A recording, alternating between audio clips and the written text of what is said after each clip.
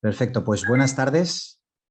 Soy Daniel Villegas, director de ELISA Institute. Hoy nos acompaña Agnese Carlini, experta en inteligencia, ciberinteligencia y cibercrimen. Agnese se licenció en Relaciones Internacionales en la Università degli Studi de Perugia en 2012, donde posteriormente hizo un máster también sobre Relaciones Internacionales. Desde entonces colaboró como editora y analista en medios de análisis como Mediterranean Affairs, Chatham House, CSDN, OPI, el Instituto de Estudios Estratégicos de España, entre otras instituciones. En el 2016 consiguió su primer puesto como analista de inteligencia OSINT en S21SEC. En el 2018 fue contratada por Telefónica como analista de ciberinteligencia. Y en el 19 la contrató Interpol como oficial de inteligencia de cibercrimen, donde estuvo 2 años y medio. Mientras estaba en Interpol, en el 2020 realizó el curso de director de ciberseguridad del ELISA Institute y en el 2021 el curso de experto en análisis de inteligencia. Hace un par de meses decidió dejar Interpol para trabajar en Be Disruptive con el cargo de Head of Threat Intelligence, que en español es jefe de inteligencia de amenazas.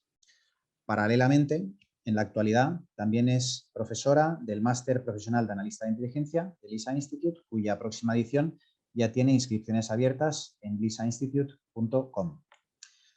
Como sabéis, esta masterclass es organizada por LISA Institute, entidad de formación y certificación profesional, cuya misión es hacer del mundo un lugar más seguro, justo y protegido a través de la formación con profesores profesionales en activo, en inteligencia, ciberinteligencia, OSINT, ciberinvestigación, estrategia, prospectiva, etc.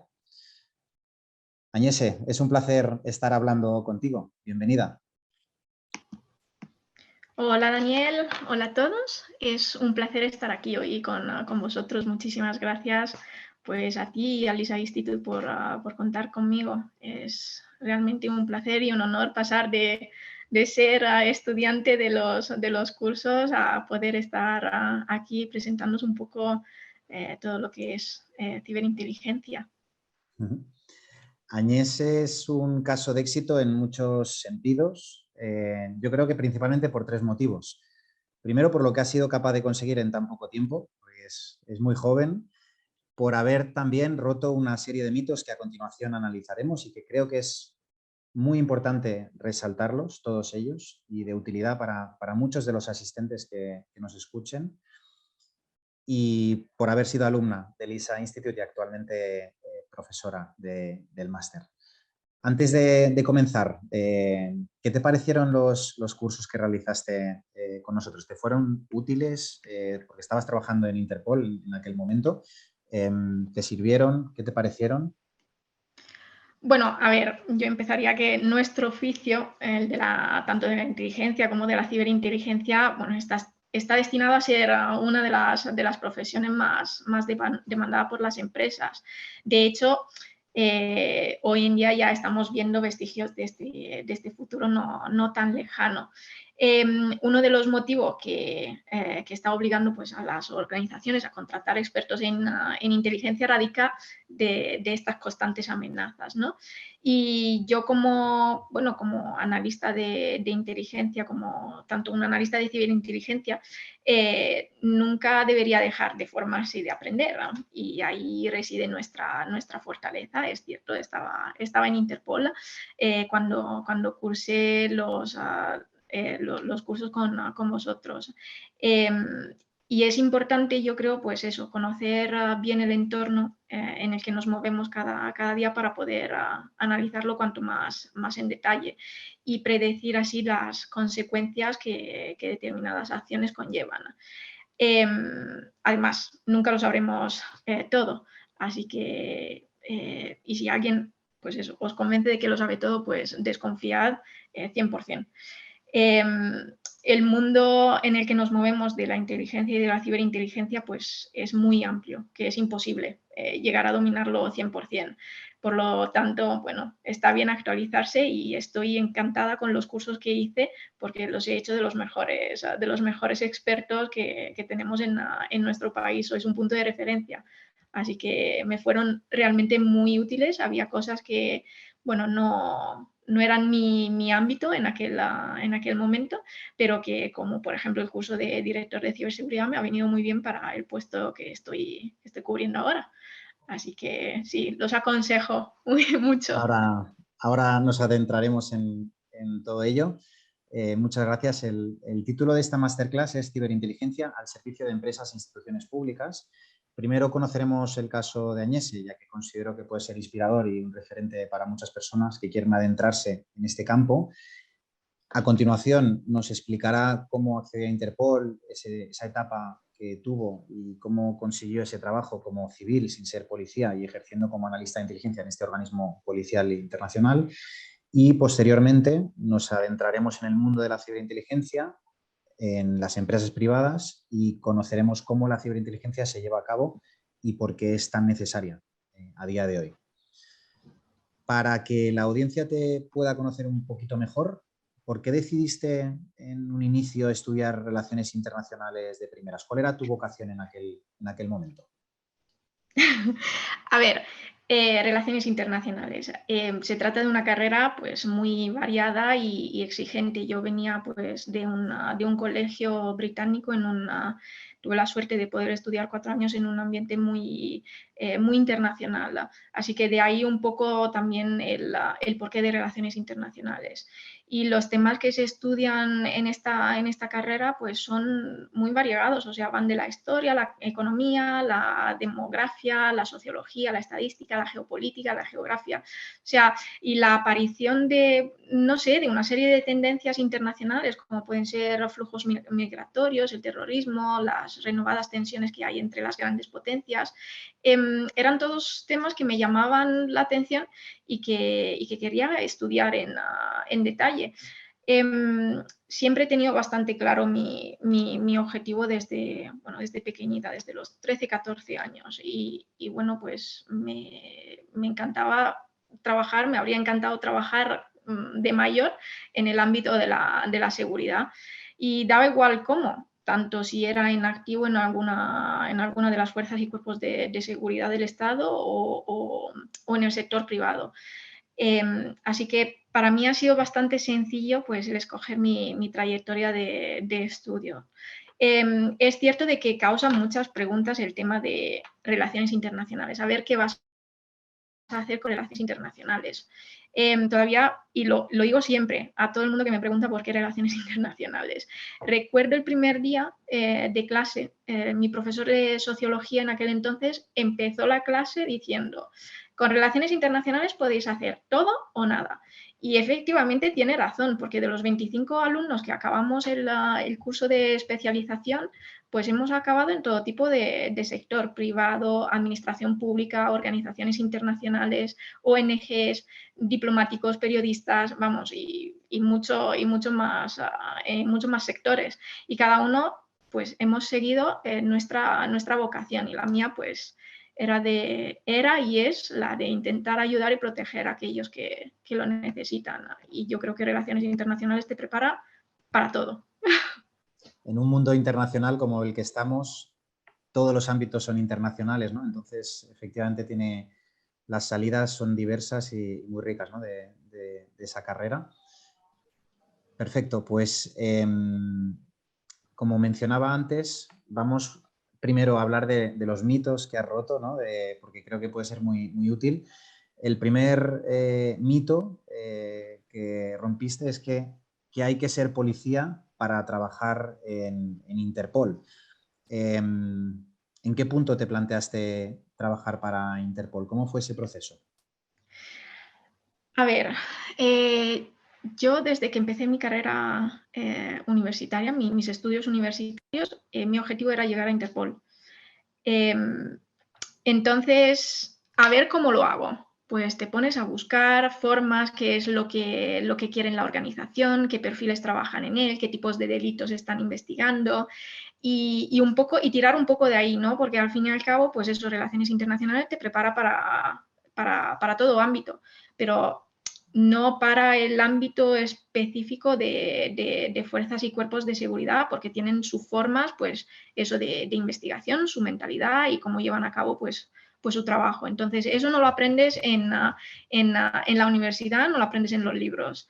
Entonces, yo desde el lejano 2008 ya tenía bastante claro que quería llegar a Interpol y empecé a postular para trabajar con ellos como becaria en 2015, nada más salir de la universidad, nada más sacarme el máster. Tardé 4 años, o sea que no es nada fácil, porque es una organización muy importante, muy prestigiosa, donde mucha gente quiere trabajar. Entonces, pues eso, desde la universidad lo tenía claro y he ido poquito a poco formándome para poder llegar a donde he llegado. Y sinceramente no me esperaba llegar tan pronto, pero he tenido, bueno, pues yo creo que la suerte y también me lo he trabajado para llegar ahí. Sin duda. ¿Cómo se puede trabajar como oficial de inteligencia contra el cibercrimen sin ser policía? Porque es algo que mucha gente seguramente se pregunte. A ver, la organización está formada tanto por policías como por miembros, por civiles. Para los policías es mucho más, digamos, no sencillo, porque ellos también tendrán que pasar por sus filtros, pero acceden a través de sus fuerzas y cuerpos de seguridad. Entonces, porque van a ir representando, pues eso, Policía Nacional, Guardia Civil o lo que sea. Para los civiles es un poco más complicado, hay que tener, bueno, como analista, como oficial de inteligencia, necesitas tener unos 3 o 4 años de experiencia ya madurados en el sector privado y bueno, tener ciertos expertise, ciertas skills que pueden ser más o menos técnicas, dependiendo de la unidad a la que te quieras sumar.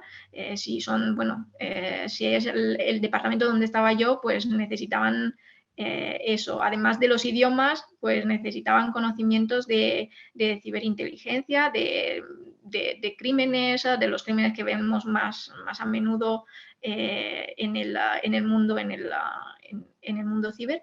Y si accedes pues eso, a otros departamentos, pues ser un especialista o por lo menos tener buenos conocimientos en tu materia, que sea lucha al terrorismo, delitos contra trata de menores o contra trata de seres humanos, perdón, o delitos contra menores, etcétera. También es cierto de que hay la posibilidad de poder postular para becas y empezar con ellos desde cero. Eso sí, es muy importante el tema de los idiomas.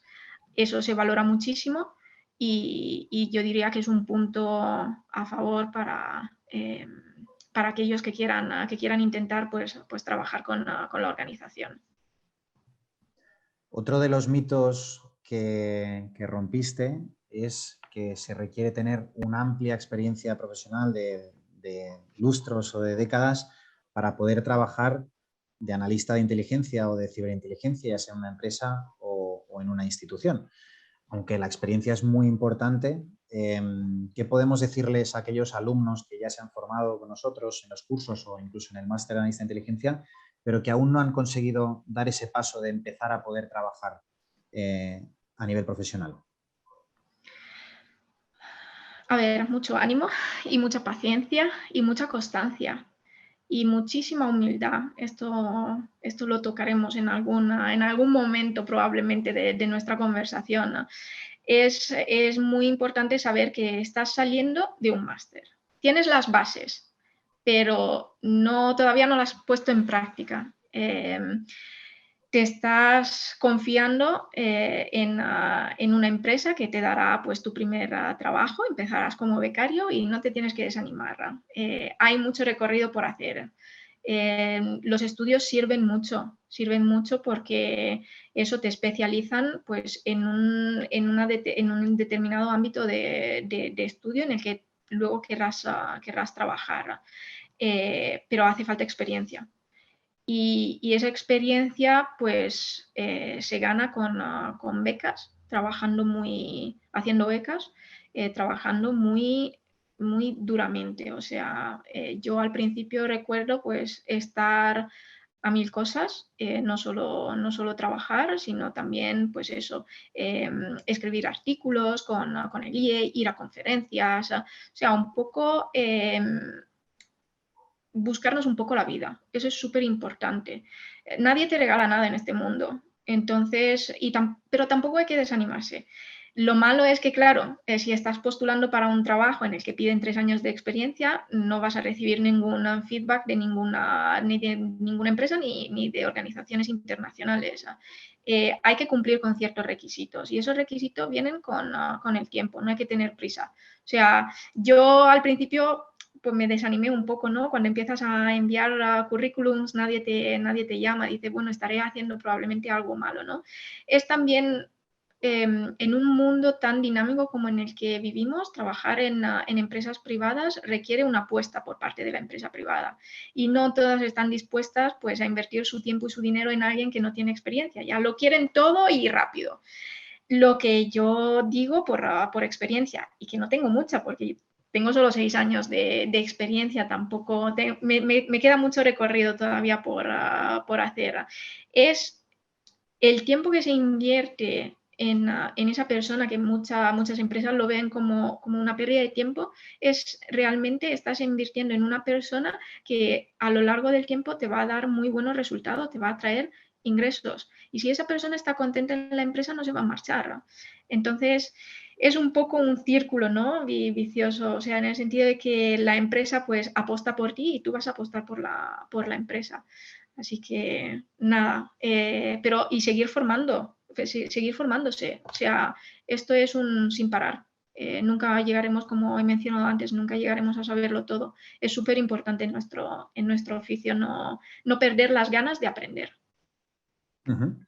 Por añadir a lo que comentas, nosotros a los alumnos, por un lado, compartimos con ellos todas las ofertas de trabajo y de prácticas que nos hacen llegar empresas o instituciones públicas y también aquellas que conseguimos encontrar, se las facilitamos en un directorio y dentro de LISA Comunidad para que no tengan que andar buscándolas en las diferentes páginas web y demás, para facilitarles esa tarea.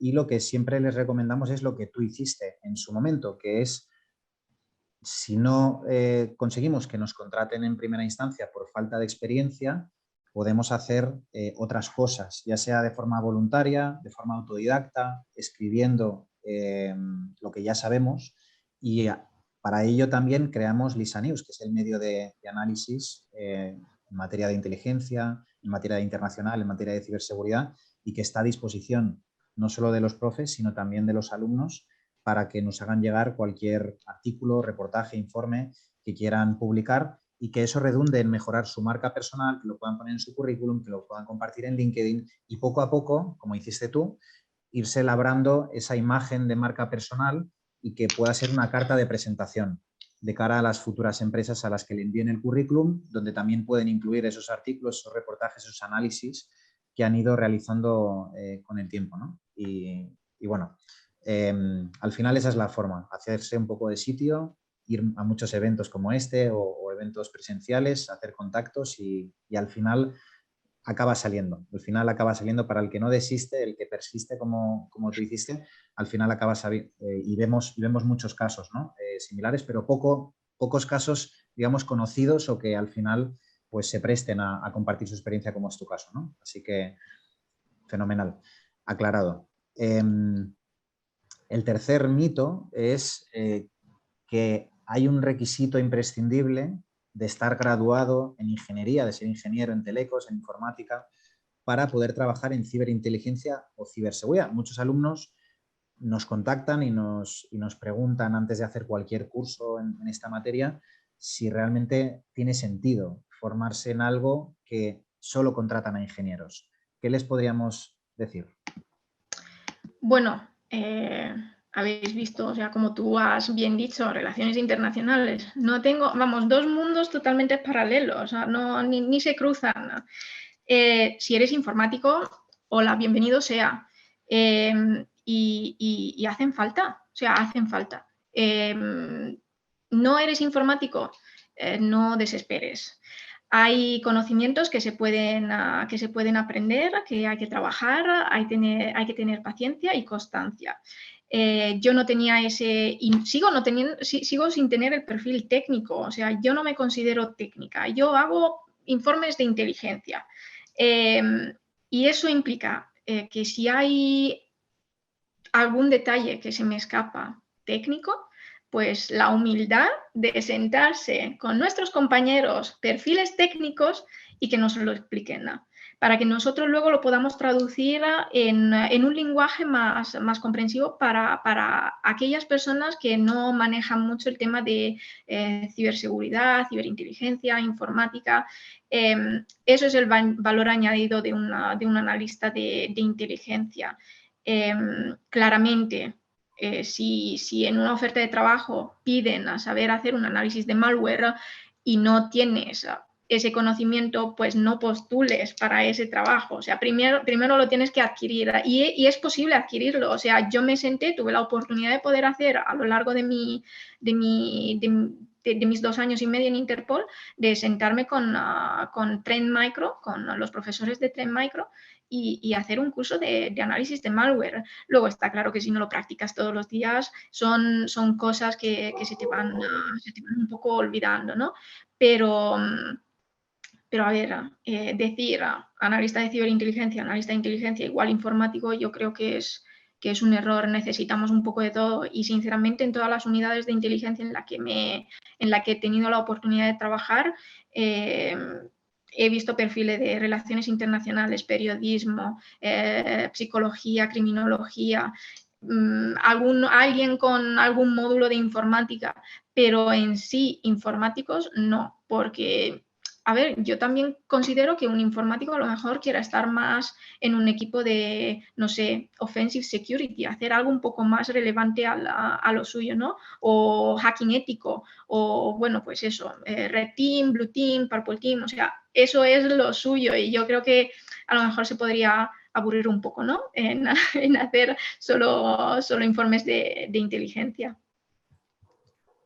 Fenomenal. Y para finalizar este bloque, el cuarto mito, que no podíamos dejar de incluirlo, es el tema de ser mujer en un mundo donde predominan los hombres, ¿no? Es evidente que existe una brecha de género en el sector de la ciberseguridad. Hay muchísimas iniciativas, tanto en el sector público como privado, para visibilizar aquel talento femenino para animar a otras chicas, adolescentes, mujeres, para que se animen a adentrarse en este mundo.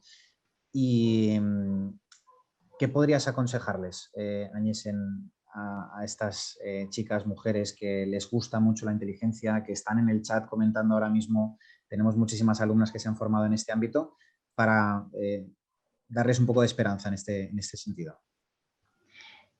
No poneros límites bajo ningún concepto. Es cierto, es un mundo precisamente de hombres, ¿no? Pero porque son décadas de que estamos así, o sea, siempre ha habido la idea del estereotipo de ciencias para hombres y humanística para chicas, para mujeres. Las cosas van cambiando, los tiempos van cambiando, el ámbito ciber es nuevo considerado si lo ponemos si lo miramos con otros ámbitos, ¿no? Que llevan aquí mucho más tiempo. Es algo que requiere pues años y que yo considero que, bueno, pues la chica que no se desanimen, ¿no? Que sigan luchando por lo que quieren hacer, con lo que quieren ser de mayor, y luego es una satisfacción el hecho de poder sentarse en una sala, en una mesa redonda donde haya todos hombres y muy pocas mujeres. Significa que, bueno, que estamos ahí por nuestros conocimientos y deberíamos estar orgullosas. Cierto es que, bueno, pues tenemos que trabajar de la mano de nuestros compañeros. Así que es un poco de todo, pero eso, si quieres ir a por algo, ve a por algo y que no te intimide lo que diga la gente a tu alrededor, sobre todo en nuestras esferas cercanas que dicen, madre mía, ¿dónde vas? Que te vas a complicar la vida. No sé, es un reto, la vida es un reto y hay que saber aceptarlo por cómo es. Así que si nosotros somos los primeros que nos ponemos barreras, esto no lo vamos a vencer en la vida. Así que yo creo que todo, de la medicina al ejército, a fuerzas y cuerpos de seguridad, organizaciones internacionales, ciber, todo puede ser tanto masculino como femenino. Es la voluntad de cada uno de nosotros pues de llegar donde queremos llegar, y que yo creo que es lo más alto, ¿no? Romper esas barreras. Fenomenal, queda meridianamente claro. Perfecto, pues hasta aquí era el primer bloque. Ahora empezamos el bloque de ciberinteligencia.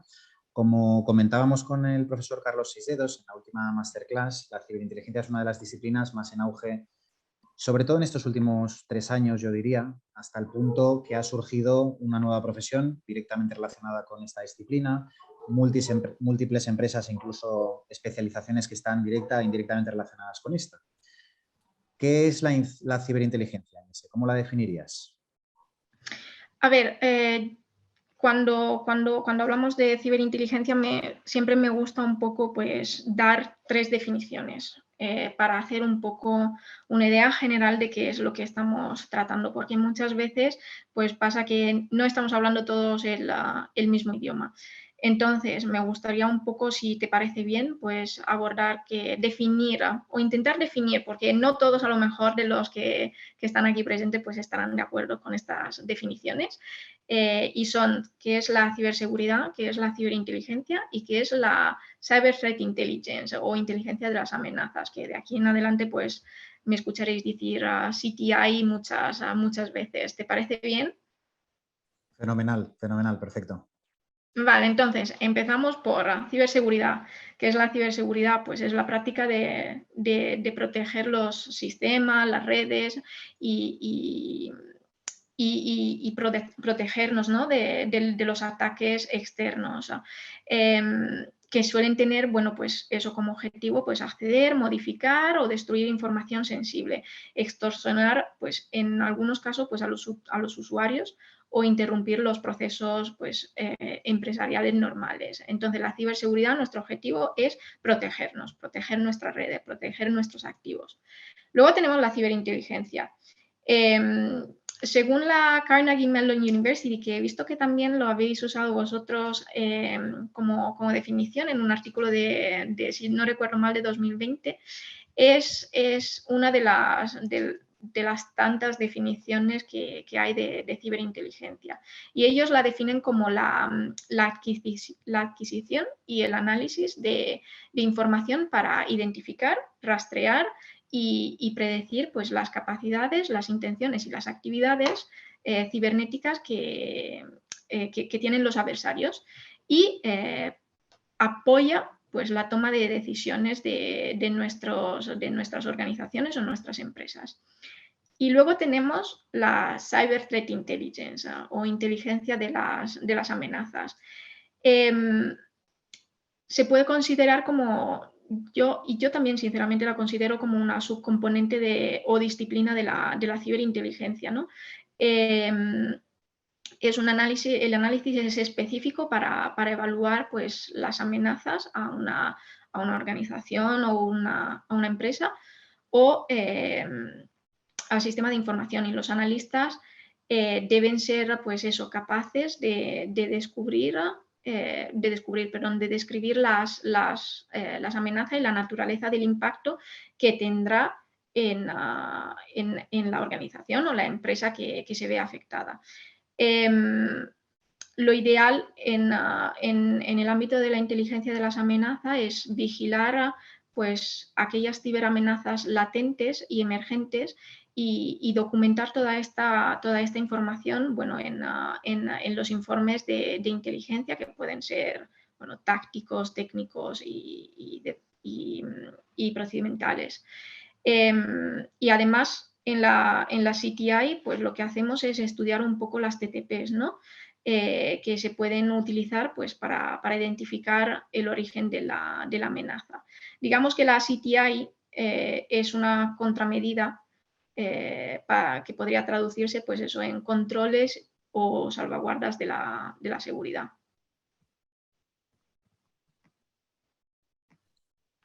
Genial, creo que ha quedado muy clara la diferencia y la dependencia de uno y otro término, porque se utilizan de forma dispar en función del contexto y quién y dónde se utilicen y puede crear cierta confusión, así que partimos de esa base.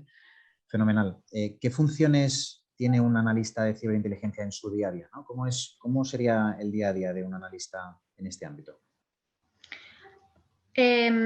A ver, los analistas de ciberinteligencia pues llevan a cabo análisis de todas las fuentes posibles e imaginables, análisis forense digital, si es necesario y si hay también los conocimientos y selección de objetivos para identificar, vigilar, evaluar y contrarrestar las amenazas que suponen los ciberactores a nuestras empresas, organizaciones, bueno, todos nuestros activos. Esta es la definición que se encuentra en la página web de la Agencia Central de Inteligencia de Estados Unidos. Entonces, tenemos que entender que los analistas de ciberinteligencia pues, pueden trabajar para el gobierno, para las empresas o como contratistas independientes. Lo que hacemos en nuestro día a día es utilizar la información sobre amenazas para ayudar a mitigar cualquier tipo de amenaza potencial a los datos y de nuestra empresa o de otras empresas a los que estamos facilitando el servicio de inteligencia y por ende pues definir toda esa información. Además, claro, de desarrollar informes que identifican las formas en que las organizaciones pueden identificar y prepararse para las amenazas. También nos dedicamos, junto a los equipos más técnicos, a identificar pues, las vulnerabilidades de seguridad de una organización y localizar los indicadores de compromisos, los IOCs, como pueden ser, no sé, correos electrónicos, direcciones IP, URLs, archivos adjuntos, claves de registro, toda aquella información que nos pueda, digamos, ayudar un poco a definir a la amenaza que nos estamos enfrentando. Entonces, la profesión del analista de inteligencia es de ritmo rápido. Nuestro oficio requiere que mantengamos un conocimiento actualizado sobre la cantidad y los tipos de ciberamenaza que se van desarrollando cada día. En algunos casos, pues me permito decir que tenemos que pensar un poco como los ciberdelincuentes para podernos adelantar a las amenazas digitales. Al fin y al cabo, es nuestra responsabilidad comunicar eficazmente las posibles amenazas que podrían dañar el crecimiento, la reputación y la estabilidad financiera de la organización. Fenomenal, creo que ha quedado súper claro y permite entender, digamos, el paralelismo que hay en la inteligencia, lo que hace un analista de inteligencia versus lo que hace un analista de ciberinteligencia, que es lo que muchas de las personas están preguntando a través del chat. Fenomenal. De este tipo de empresas o instituciones para las que se trabaja como analista de ciberinteligencia, ¿cuáles serían los principales tipos, sectores o industrias que valoran más esta disciplina o que la necesitan más por estar más expuesta a determinadas ciberamenazas? Bueno, las empresas necesitan madurar y ser más conscientes de lo que representan este tipo de amenazas a las que nos enfrentamos a diario en este dominio. Y de ahí explicarles cuáles son las ventajas de tener o implementar pues, sus propios departamentos con expertos en ciberinteligencia. O, bueno, en caso de que no tengan las capacidades, pues externalizar ese servicio. A ver, yo diría que hoy en día todo tipo de empresa, o casi todas, tienen su propia página web, ¿no? Donde publicitan sus servicios, sus productos, o pues utilizan móviles, aplicaciones para trabajar, para hacer su trabajo diario. Entonces, son sujetas de ser víctimas de amenaza que les podría costar pues, pérdidas tanto económicas como reputacionales, ¿no? Y por eso es necesario que se dejen aconsejar por expertos en la materia, que les expliquen en palabras sencillas, conceptos complicados y que les den una visión a 360 grados de todos los retos, a los que se podrían enfrentar tanto en el corto, en el medio y en el largo, y en el largo plazo. Entonces, yo creo que todas en realidad tendrían la necesidad de tener expertos de ciberinteligencia. Y luego no nos olvidemos de las administraciones públicas y las infraestructuras críticas. Estas son las primeras entidades que deberían sí o sí apoyarse en un servicio de ciberinteligencia, porque una disrupción en un hospital por ransomware o una fuga de datos sensibles no solo no son buenos para la reputación de la identidad, sino que estamos hablando de poner en riesgo la vida de muchas personas. Y esto no viene por criticar, ¿no? Pero hemos visto lo que ha pasado en estos últimos días, la última semana, en el ataque que sufrió el hospital Fate Bene Fratelli Sacco de Milán, en Italia. O sea, según lo que he podido leer, por parte de ya hay analistas expertos que están investigando los datos, la VPN que se estaba vendiendo, la información de la VPN que se estaba vendiendo del hospital, estaba ya en venta en foros underground desde enero de 2022. O sea que el ataque cibernético, el ataque informático pasa antes de cuando ya está ocurriendo.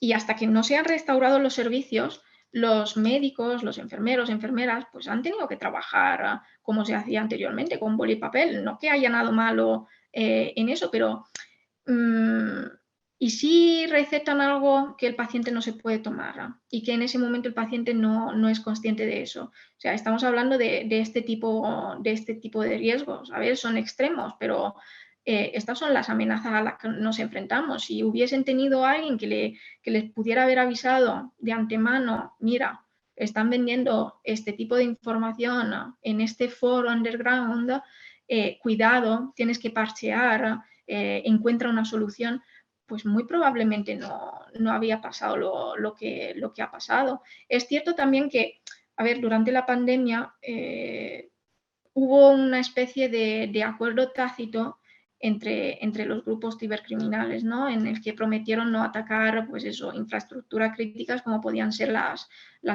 sanitarias, pero pues eso, nos podemos fiar. El COVID todavía no ha desaparecido, pero un ataque ransomware a un hospital, tanto que sea en tiempo de pandemia o que no sea en tiempo de pandemia, sigue siendo un ataque a una infraestructura crítica. Y si esa información y esa venta de accesos ya estaba en la dark web, pues hombre, se podía haber visto y solucionado antes. Al fin y al cabo, los intereses económicos que tienen detrás estos grupos, pues muchas veces prevalecen sobre el sentido común. Y ahí es donde está el analista de ciberinteligencia. Eso es nuestra labor, hacer un barrido de toda la información que nos encontramos en la red. Y hay mucha intoxicación de la información, ¿no? Pero ahí está nuestro criterio, esa es nuestra labor, proteger antes de que pase. O sea, hay que prevenir, porque una vez que ya ha pasado, una vez que ya hemos perdido esa información, una vez que ya no tenemos acceso a nuestras redes, a nuestros servicios, bueno, es fácil culpar, ¿no? Es tu culpa, no es la culpa del CISO, es la culpa del departamento IT, no. Digamos que la culpa es un poco de todos. No somos muy conscientes de que el factor humano es el que el que juega un rol fundamental en la lucha al cibercrimen. Y para que sirva también como argumento para todas aquellas personas que trabajan o quieren trabajar en el sector de la ciberseguridad o de la ciberinteligencia, todo lo que acaba de decir Agnese no son cisnes negros, como lo pudo ser para algunos el COVID o como pudo ser el 11S para otros. Estamos hablando de cosas que pasan cada día en muchas partes diferentes del mundo y que cada vez van a pasar más. Y hay ejemplos que se pueden utilizar porque a veces en el sector de la seguridad y de la inteligencia, hasta que no pasa algo, no se ponen las pilas, no invierten, no contratan talento, no contratan empresas, pero es que tenemos por desgracia, suerte de que están pasando continuamente ciberataques a infraestructuras críticas. Hace unos años pasó en Baltimore, que toda la ciudad fue afectada por ransomware. Está pasando en administraciones públicas que de repente pues, tienen que cerrar y no pueden prestar el servicio público para el que estaban previstas. Está pasando con entidades financieras, empresas de transporte, empresas de energía, que pueden cambiar e incluso las consecuencias de no poder ofrecer ese tipo de servicios pueden alterar el orden público de las ciudades. Y aún no somos del todo conscientes porque no nos ha pasado quizás en primera persona, pero en el momento en el que la ciberguerra sea más acuciante o en el momento en el que realmente empecemos a sufrir estos ciberataques porque aprovechen vectores de ataque no conocidos, zero days o lo que sea, quizás será tarde para empezar a ponernos a trabajar, ¿no? De ahí la importancia de lo que comentaba Agnese de anticiparnos y de confiar en analistas de ciberinteligencia que puedan prevenir o monitorizar aquello que ya ha sido filtrado para poder ponerle remedio, ¿verdad? Sí, estoy totalmente de acuerdo. Una vez que ya se ha vertido, digamos, la leche es un poco complicado, ¿no?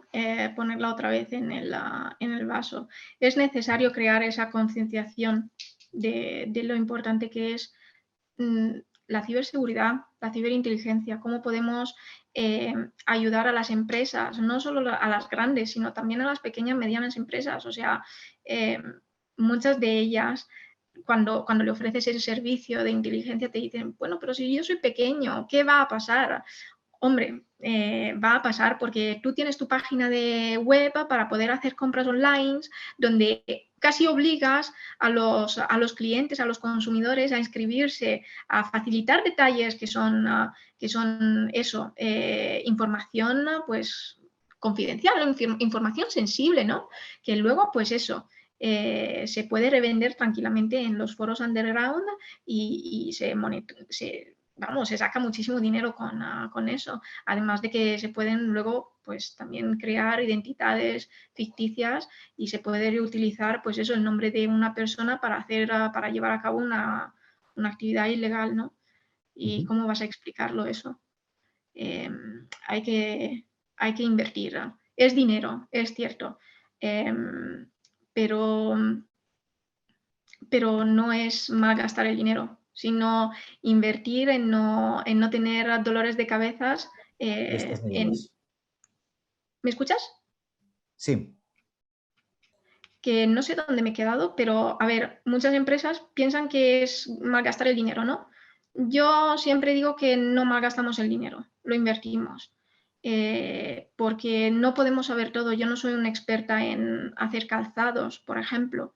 Confío en la persona que me va a vender los zapatos, que esos zapatos van a estar bien hechos. Entonces, es eso, confiar en lo que nosotros pues le podemos, las soluciones que le podemos ofrecer al cliente para que sea seguro, que esté seguro todo el tiempo, que no le entren dolores de cabeza o dudas si le roban información. Es eso, más bien. No queremos Ok. ver más empresarios pues decir, madre mía, he perdido no sé cuántos millones de euros porque he tenido que pagar por desbloquear mis datos, ¿no? Que luego eso nunca o casi nunca pasa. O sea que entonces has estado pagando a los criminales para que sigan ellos haciendo más ataques, invertir ese dinero, bueno, no solo en sus caprichos, sino en mejorar sus, digamos, herramientas y sus conocimientos para fastidiar luego a fuerzas y cuerpos de seguridad que están siempre detrás, estamos siempre por detrás, ¿no? Eso es de lo que me he dado cuenta estando en Interpol. Y es un poco, llega a ser un poco frustrante a veces. Entonces, por ahí van los tiros, vamos. Fenomenal. Vamos entrando en materia. ¿Cuáles son las fases de las que se compone cualquier investigación en ciberinteligencia? ¿Qué pasos se suelen seguir? A ver, como te expliqué, el tema de la ciberinteligencia, al fin y al cabo, pues es mucho, yo lo veo un poco como parte, como una subcomponente de la inteligencia, ¿no? Entonces, pues tiene siempre se basa en sus 6. Bueno, a mí me gusta la escuela americana, luego puede que los que nos estén escuchando pues no les guste y se basen en lo que en lo que nos cuenta el centro, ¿no? El CNI. Entonces, al ser una subcomponente de la inteligencia en sí, muchas veces cuando hacemos pues eso, ciberinteligencia, el recorrido es un poco el mismo de siempre. Y cuando se acaba, el analista pues, empieza de cero con su siguiente tarea. Entonces, cuando estoy hablando de estos 6, son sentarse y entender cuáles son las exigencias de los que nos están pidiendo pues un informe de inteligencia. La planificación y dirección, ¿no? O sea, ¿por dónde empezamos? La recopilación de datos, de la información, que esto digamos que nos lleva bastante tiempo, por lo que te decía, de que el Internet está lleno de mucha información, demasiada. Entonces hay que andar con cuidado en las fuentes que consultamos. Luego tenemos el procesamiento y la explotación de estos datos, el análisis y la elaboración del informe, y finalmente pues la difusión y la difusión o divulgación pues del producto final, ¿no? Que puede ser cualquier tipo de informe que nos hayan pedido. A mí todo esto, todo este recorrido, me gusta decir que luego hay un séptimo punto, ¿no? Que es bastante importante, que es el de la retroalimentación, ¿no? No voy a entrar mucho en detalle en los otros puntos porque, bueno, confío en que los analistas, bueno, los chicos y chicas del máster de inteligencia ya lo habrán visto en otras ocasiones, ¿no? Pero sí que me gustaría, pues, ampliar un poco más sobre el punto 6, el tema de difusión, divulgación, y este último punto, el 7, ¿no? El de la retroalimentación. A ver, el tipo de informe que se requiere debería haberse planteado, acordado al principio del ciclo de inteligencia, dependiendo pues eso, de los requerimientos de quienes ha pedido el informe y quién será el lector final de ese informe. Por ejemplo, no le vamos a dar a los C-suits, o sea, los directivos de una empresa, un informe detallada técnica, de análisis técnica. Es improbable que se lo lea. Al contrario, un informe de tendencias globales de alto nivel sobre ciberamenazas que afectan al sector, sí, se compartirá con este grupo. Claramente esto puede cambiar dependiendo de las organizaciones o empresas en la que estemos trabajando y de la naturaleza de su actividad.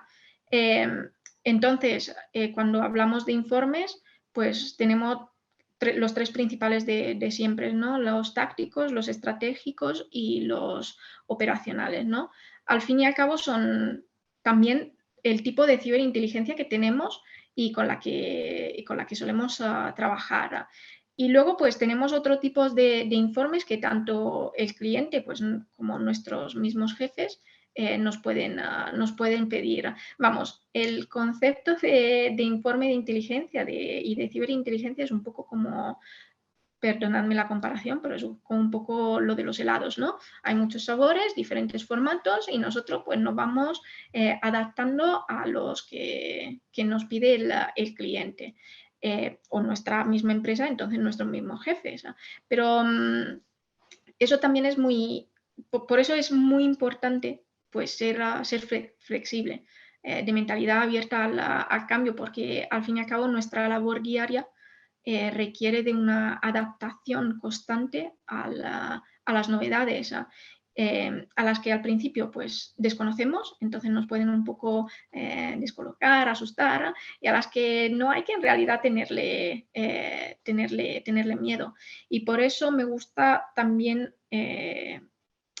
recalcar un poco el tema del trabajo en equipo.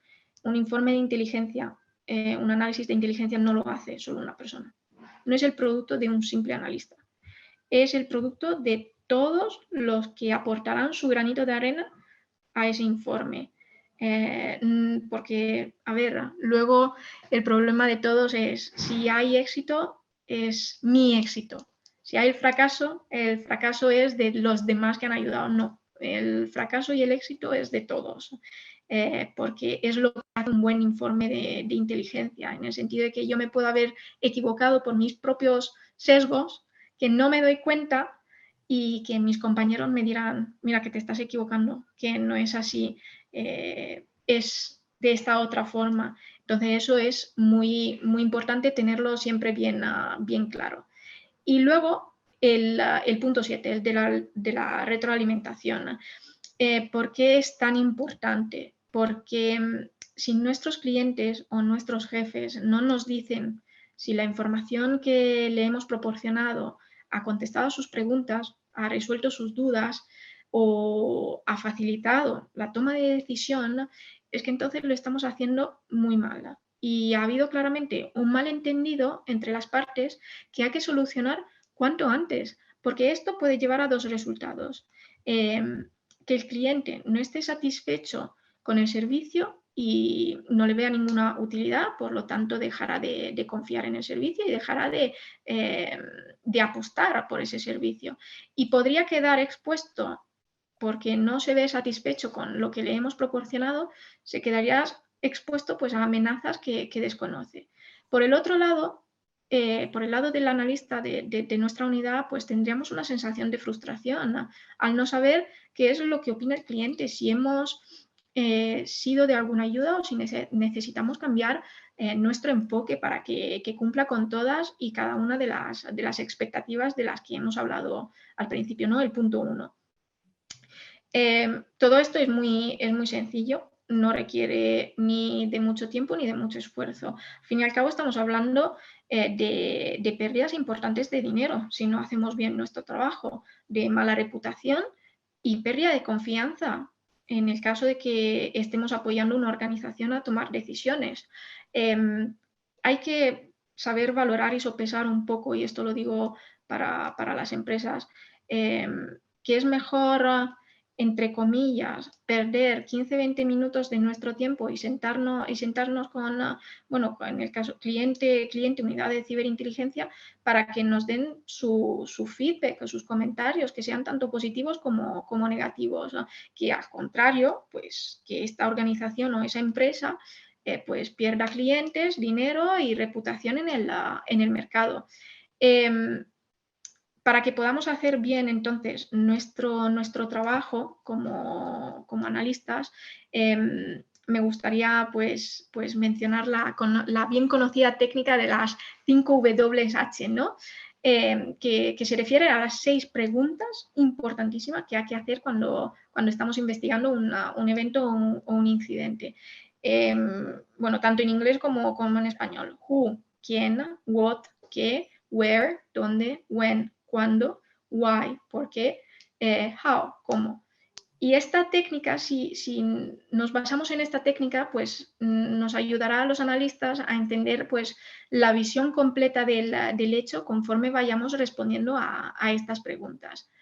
Y también para el tema de Threat Intelligence, que es lo que estoy, bueno, en lo que estoy trabajando en estos últimos años, el tema del Diamond Model, del modelo de diamante del análisis de intrusión, ¿no?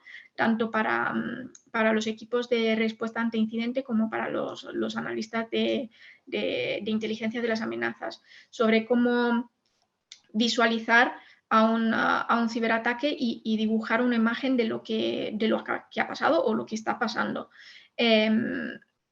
Bueno, pues para comprendiendo este modelo comprender este modelo puede rápidamente pues, ayudar a trazar todo lo que ha ocurrido, facilitando una información rápida y bastante útil, yo creo, tanto para el SOC como para el equipo directivo de la empresa.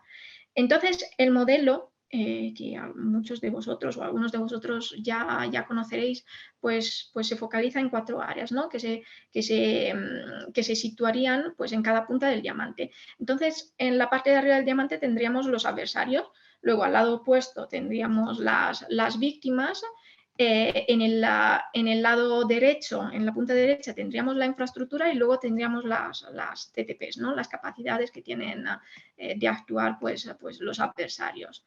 Entonces, desgranándolo un poco, el adversario, la parte de los adversarios, pues se focaliza en el actor de la amenaza responsable del ataque. Y supuestamente la primera información disponible sería el punto inicial, pues, de entrada dentro de nuestra red. ¿Cómo puede ser, no sé, un correo electrónico, un email de phishing, como una dirección de IP de la conexión remota utilizada para explotar la vulnerabilidad o acceder a una parte no segura de la red? Desde este punto de partida, el analista podrá hacer, pues, su propia búsqueda para encontrar evidencias más contextuales para ayudar a entender las motivaciones del autor o la amplitud del riesgo al que se está enfrentando la organización.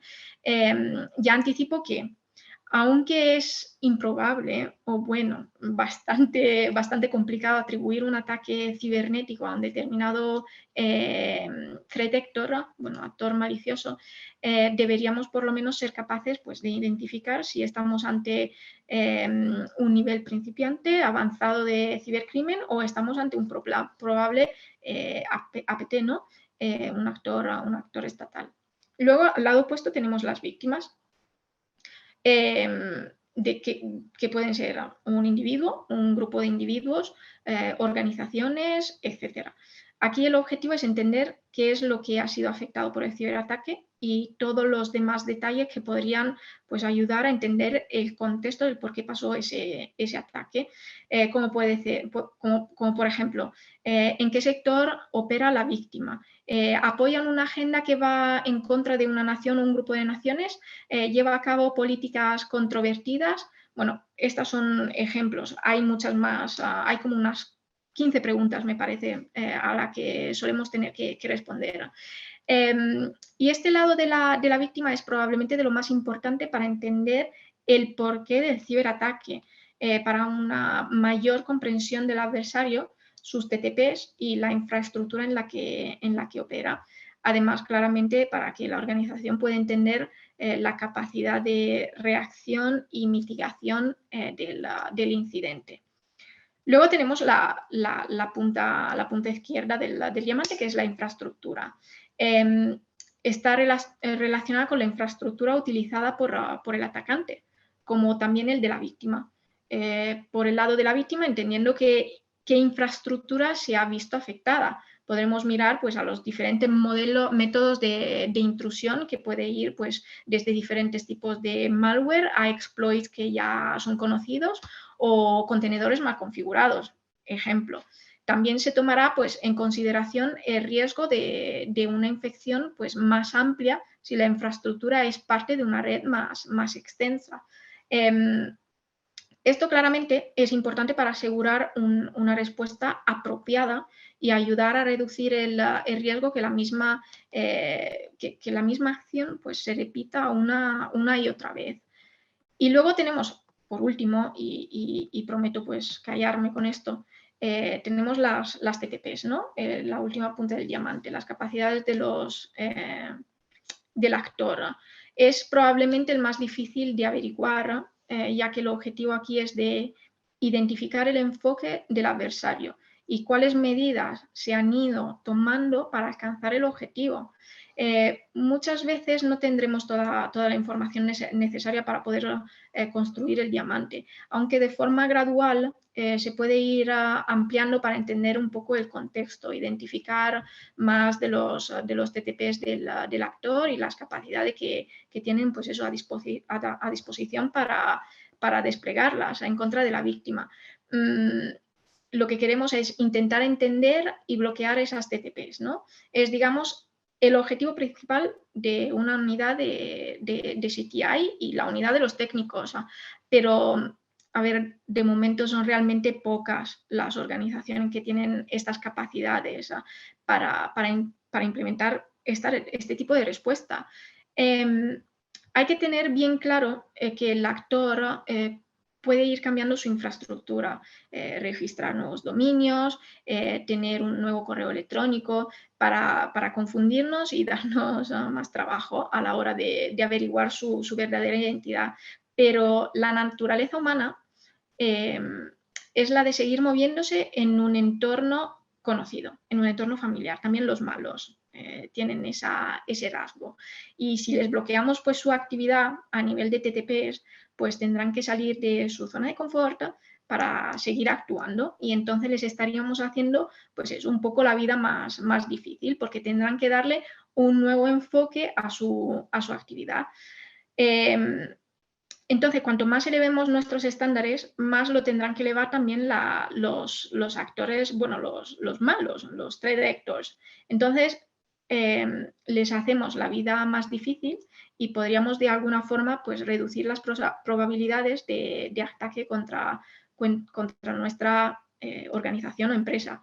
Te digo un ejemplo de cuando estaba ahí en Interpol. Estuvimos pues eso, investigando durante un año y medio el grupo Joker Station, que se dedicaba a la venta de tarjetas, información sensible que utilizaban, que sacaban de la venta de estas tarjetas. ¿Qué pasaba? Que cada vez que interceptábamos y le cerrábamos, le tumbábamos una IP en la que ellos se apoyaban, pues cambiaban, se iban. Y nos cambiaban constantemente esta infraestructura. O sea, hemos tardado más de 9 meses solo para entender un poco sus nodos, tanto en la Clear como en la Dark Web. El FBI en aquel entonces, porque ha sido una operación, pues eso, FBI Interpol, liderada por nosotros y con el apoyo del FBI, con la participación también de otras fuerzas y cuerpos de seguridad de otros países, llevaban detrás de Joker Stage pues, desde 2014. Y solo les hemos conseguido pues, parar un poco los pies en 2020. Y no les hemos pillado, pero les hemos destruido el negocio. Han tenido que cerrar las páginas porque habían entendido que estábamos detrás de ellos. Eso es cierto. Luego, el problema de esto es que la infraestructura, pues el crimen se puede estar llevando a cabo en Estados Unidos y la infraestructura estar en Rusia. Ya ahí tenemos un problema bastante grande de cómo vas a sentar Rusia y Estados Unidos en la misma mesa. Eso es un problema muy grande. Pero también, ¿quién te dice que esos hackers, que esos malos no eran respaldados por alguna agencia estatal? Entonces, no tendremos nunca la imagen, digamos, completa, cristalina de lo que está pasando. Entonces, es muy difícil porque luego estamos hablando de jurisdicciones. ¿Quién se va a llevar la chapita? ¿Quién va a decir, este es nuestro trabajo? ¿Quién va a detener a los malos? Entonces, sí, hemos cerrado un foro underground de venta de tarjetas, pero esas tarjetas se están vendiendo probablemente en otro foro. Es un poco jugar al gato y al ratón, ¿no? Entonces, hay que encontrar, pues eso, una solución de sentar por lo menos los actores de este dominio, sentarlos todos en la misma mesa, como ha pasado pues ayer miércoles. Países los responsables de ciberseguridad, bueno, de la Cyber Threat Intelligence Unit de la OTAN, se han sentado en Bruselas para ver un poco cómo se está rediseñando la esfera de ciber. Así que eso es súper importante.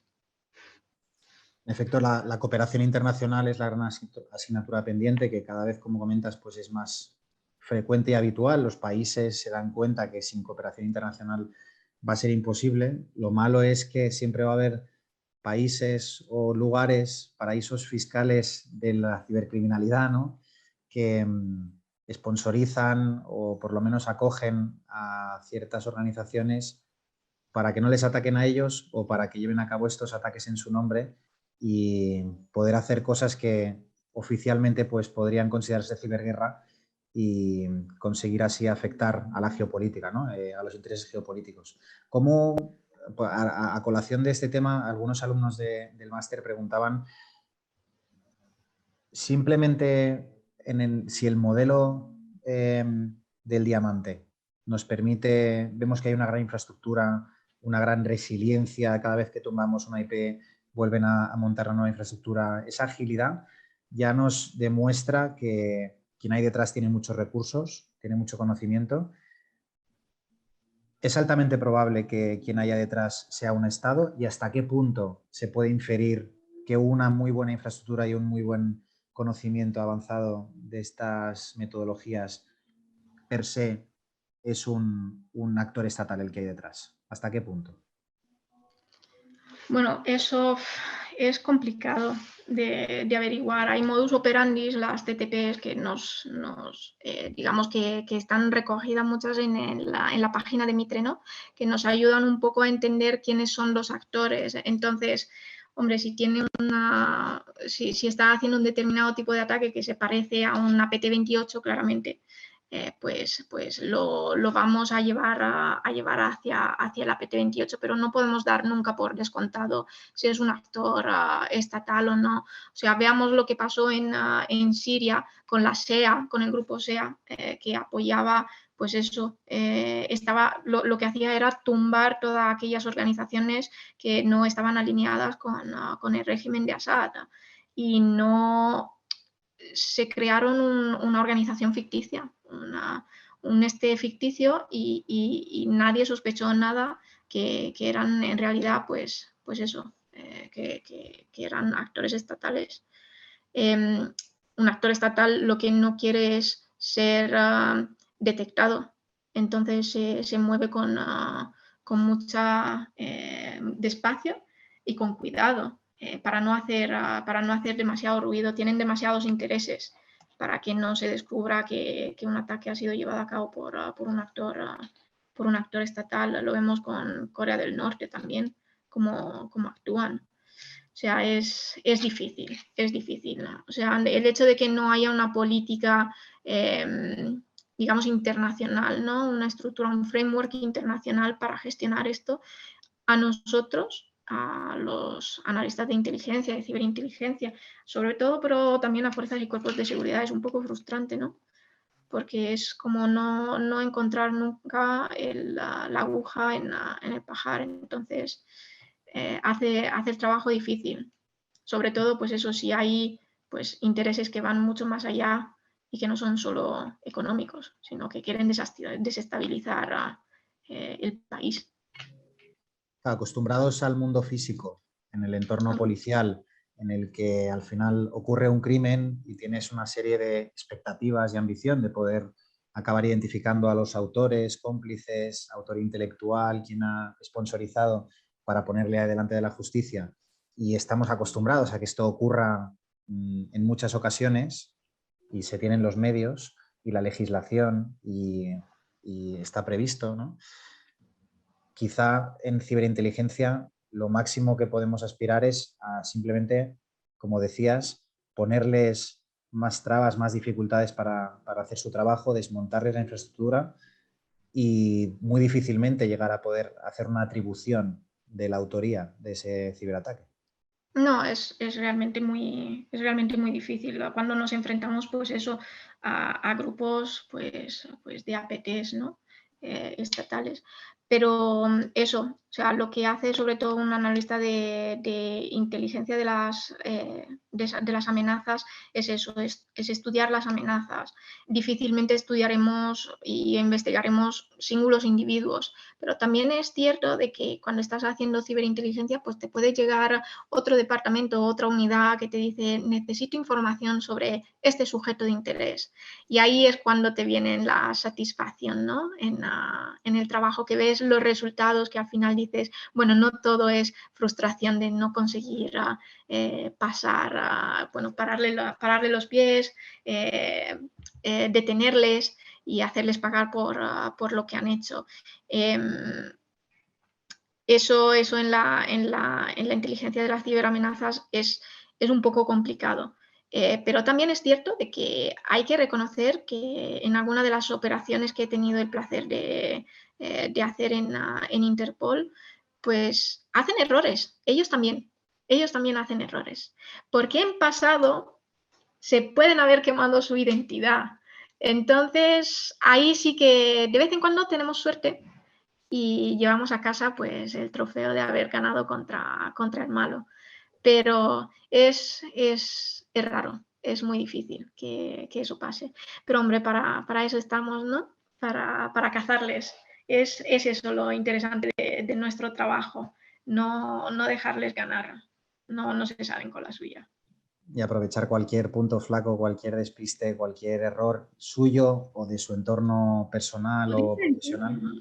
Eso es súper importante, su entorno. O sea, en el caso en el que estuve trabajando, su entorno también hizo muchos errores. Muchos errores y dices, bueno, esto de las redes sociales cada vez es más interesante, ¿no? El SOCMINT. Pero ves, como decíamos antes, ciberinteligencia al final es un conjunto un poco de todos los tipos de inteligencia que hay por ahí. O sea, he tenido pues eso, la oportunidad de ayudar en temas de SOCMINT, pero también me acuerdo de un caso en el que nos pidieron ayuda para encontrar pues eso, una chica que estaba amenazándose con suicidarse, ¿no? No la conseguían encontrar. Gracias al análisis del vídeo que ella subió en sus redes sociales, conseguimos pues dar con el colegio donde estaba estudiando. O sea que al final ciberinteligencia son todas las inteligencias. Que en un conjunto, pues sí que es cierto que se focalizan más en tema de ciber, pero ayudamos a todos los analistas, ¿no? O sea, analista de inteligencia, ciberinteligencia, geopolítica. Es que al fin y al cabo está bien tener conocimiento de un poco de todo, ¿no? Sí, Desde bueno, por lo menos. LISA abogamos muchísimo por la multidisciplinariedad de los analistas porque nunca saben si les va a venir mejor conocer y dominar un vector como el OSINT o el IMINT para analizar una imagen, para analizar un vídeo, el SOCMINT, el UMINT incluso, porque acabarán tratando con fuentes humanas, el Virtual UMINT para hacer lo propio también, pero a través de redes cibernéticas. Y todo eso al final son como una caja de herramientas, de conocimientos que tiene el analista que le van a hacer mejorar en su trabajo, mejorar en los resultados y coger lo bueno de cada disciplina para poder utilizarlo cuando mejor se preste. ¿Tienes alguna experiencia, por ejemplo, en el ámbito más que una fuente UMINT o de Virtual UMINT haya podido contribuir a una investigación de ciberinteligencia para que se entienda el valor que tiene la complementariedad entre los dos mundos, entre el físico y el ciber? A ver, yo personalmente no. No porque, bueno, tenemos nuestros límites, ¿no? En el sentido, no solo límites de conocimiento, sino límites también que nos ponen un poco, bueno, la organización en Interpol, como también las organizaciones a nivel legal. O sea, estamos hablando de que tú a la hora de que estés interactuando con una persona, estás pasando esos límites. Al fin y al cabo no tienes un mandado judicial para poder hacer eso. O sea, los que lo hacen están avalados por un juez, por el juez de instrucción, ¿no? O sea, hay que andar con mucho cuidado de saber dónde están nuestros límites. Al fin y al cabo, nosotros estamos trabajando para el sector privado. No somos policía. No queremos cruzar ni pisar los pies a nadie. O sea, pasar de intentar hacer el bien y luego equivocarnos, la línea es muy delgada. Hay que andar con muchísimo cuidado. O sea, el hecho de que nosotros pues, nos infiltremos en foros para obtener inteligencia, no somos agentes encubiertos. Lo que no tenemos que hacer es llevar a que, para preguntar, para obtener nosotros información, llevar a que se comita ese delito. Los agentes encubiertos, pues eso, son avalados por un mandato. Interactuar con una posible fuente humana tiene que ser avalado por un juez de instrucción. Por lo menos aquí en España tenemos la Ley Orgánica 13/2015 que lo habla, que lo define muy claramente. Y además, o sea, esos agentes encubiertos tendrán que dar sus explicaciones, sus informes del por qué y quién ha avalado y quién les ha dado permiso para poder hacer ese tipo de trabajo. Y es y es más, y es solo para determinados delitos que se recogen pues, en el artículo, si no me equivoco, pues 282 bis de la Ley CRIM y el 588 de la Ley CRIM. O sea que ellos también tienen que pedir sus autorizaciones para poder interactuar. Así que con mucho cuidado. Yo no he tenido esa experiencia porque no soy policía y entonces no lo puedo hacer, pero seguro que alguno de mis compañeros con el que he tenido el placer de trabajar en Interpol sí que ha tenido esa experiencia. Debe de ser súper interesante, la verdad. Va muy bien que lo comentes porque en muchas ocasiones hablamos de UMINT aplicado a simplemente las entrevistas, por ejemplo, con determinadas fuentes, de forma voluntaria, ¿no? en donde la fuente se presta a colaborar por el motivo que sea y con la motivación que sea, en cuyo caso, en el ámbito informal, no requeriría ese tipo de mandato judicial y de amparo de la LECRIM o de una autoridad judicial que lo autorice.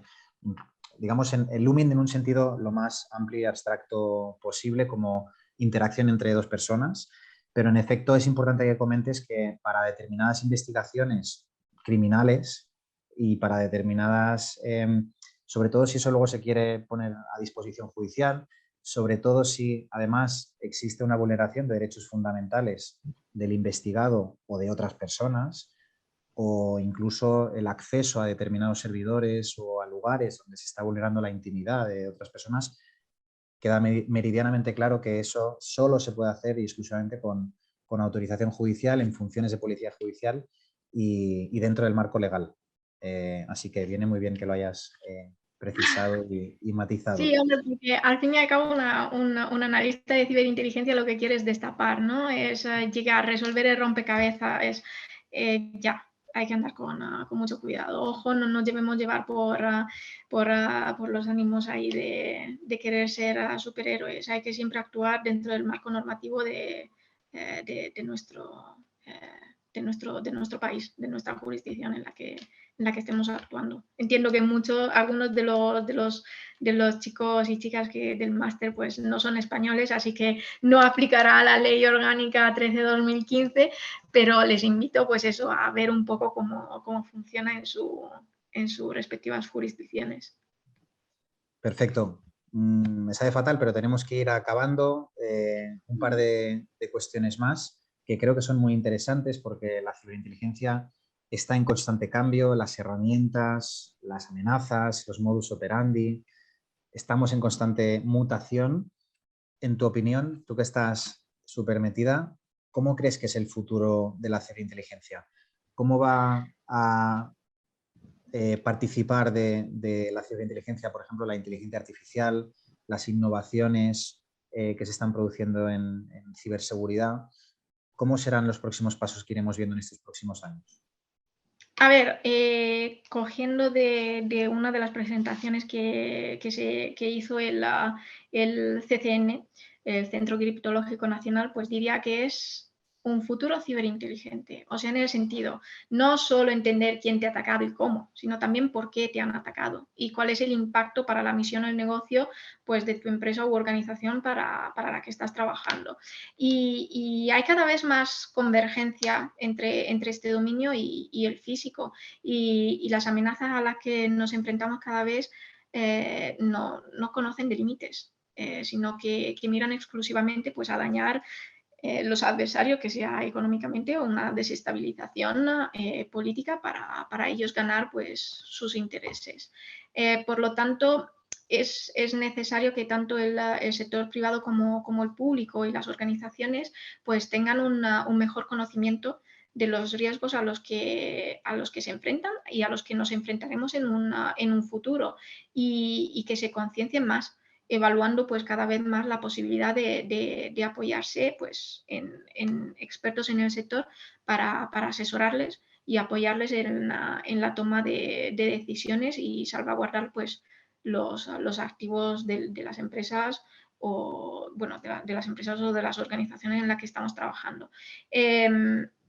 Pues eso, como te comentaba, muchos creen que es un gasto innecesario de dinero.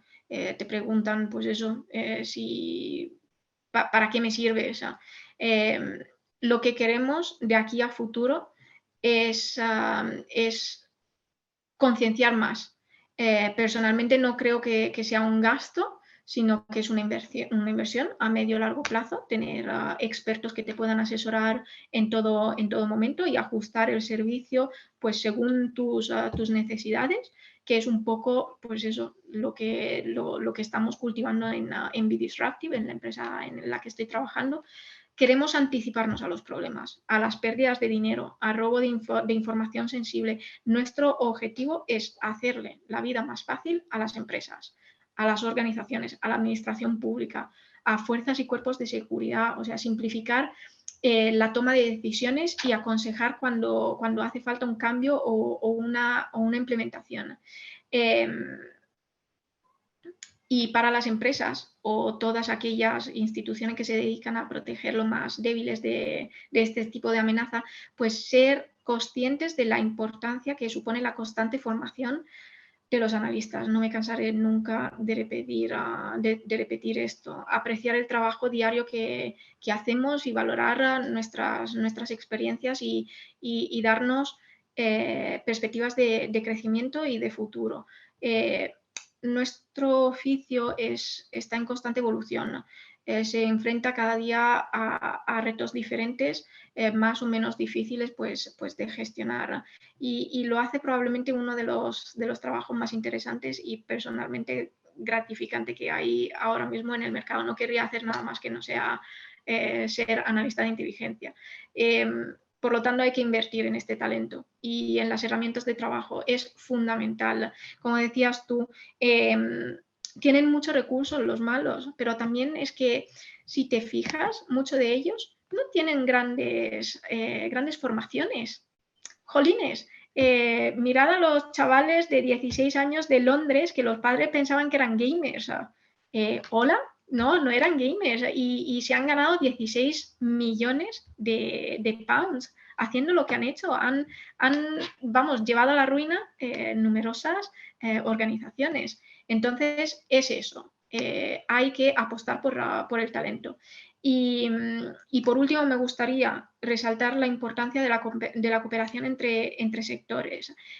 Parece obvio, pero compartir información es muy importante en términos de tiempo y también nos hace más fuertes si cada uno aportamos nuestro granito de arena a la hora de investigar las amenazas a las que nos enfrentamos y así buscar una respuesta común.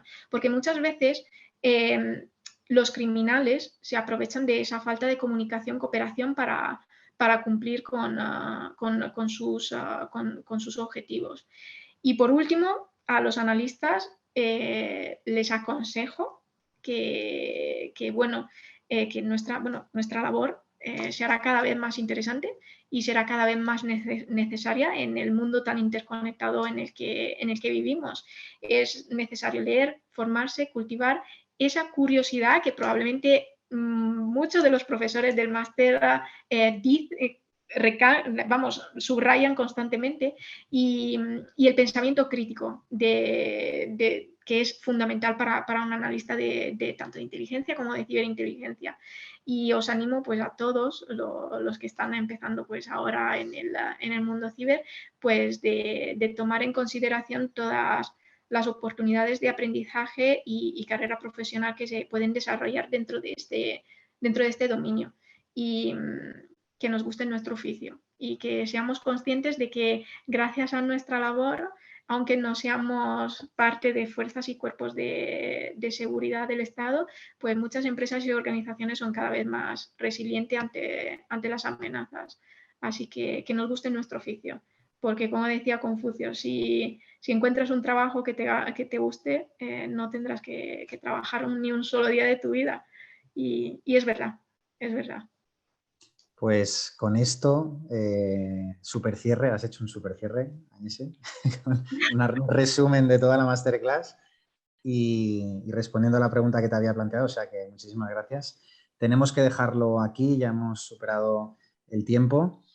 Esperamos sinceramente que la masterclass de hoy contribuya a promover los puestos de trabajo en ciberinteligencia, en la empresa privada, en las instituciones públicas, infraestructuras críticas, pequeña, mediana y gran empresa, porque lo necesitan. Aquellas que no tengan recursos, esperamos que cuenten con profesionales o consultoras de ciberinteligencia especializadas para poder anticiparse a esas ciberamenazas que comentábamos, para poder mejorar su toma de decisiones de forma permanente. Todas las empresas, todas las organizaciones, todos nosotros estamos ciberexpuestos. Hoy en día es imposible no estarlo, a múltiples ciberriesgos, múltiples ciberamenazas, fruto de la transformación digital. Y, por tanto, es importante que todos también conozcamos y nos concienciemos sobre los temas más básicos de ciberseguridad, y aquellos que nos dedicamos a la inteligencia y a estos ámbitos, pues con aún más énfasis, con aún más motivos, tenemos que invertir esfuerzos en aprender y adquirir habilidades de esta tipología. Añese, en nombre del equipo del ISA Institute, y estoy seguro que también de parte de toda la audiencia, muchísimas gracias por compartir tu experiencia, el rompimiento permanente de mitos, que sigas rompiéndolos, y muchísimas gracias, de verdad, por compartirlo. Nada, gracias a vosotros. Ha sido un honor. Me gusta compartir por el simple hecho de que cuando yo estaba un poco perdida, no sabía por dónde tirar para llegar donde he llegado, pues me han ayudado mucho. Todas las personas que le he pedido consejo, pues me han ayudado. Y eso es lo que quiero hacer. O sea, entonces quedo a vuestra disposición, a la disposición de todos los oyentes. Me pueden contactar tanto por correo como por LinkedIn. Cualquier pregunta, duda que tengan, estaré encantada de responder. Lo digo siempre, no soy una experta, todavía soy un estudiante de la vida, me queda muchísimo por aprender, pero lo poco que he aprendido hasta ahora me gusta compartirlo con los demás. Nos hace más fuertes y nos hace una piña. Al fin y al cabo es lo que tenemos que ser ante los malos, ¿no? Totalmente. Haremos más masterclass, seguro, juntos. Y la audiencia que ha participado también, muchísimas gracias por todas las preguntas. El chat está ferviente con la participación y agradeciéndote todas tus intervenciones. Así que reitero el agradecimiento, Añese, de verdad, muchísimas gracias. Volveremos a organizar alguna masterclass sobre alguno de estos temas.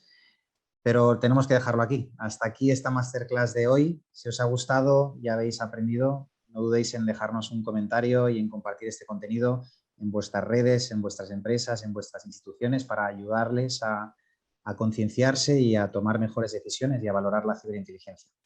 Es lo mejor que podéis hacer para validar y confirmarnos que os gustan las masterclass que organizamos como esta. Os esperamos en lisainstitute.com y en lisanews.org. Que tengáis un feliz día, cuidaos mucho y hasta pronto. Hasta luego. Gracias.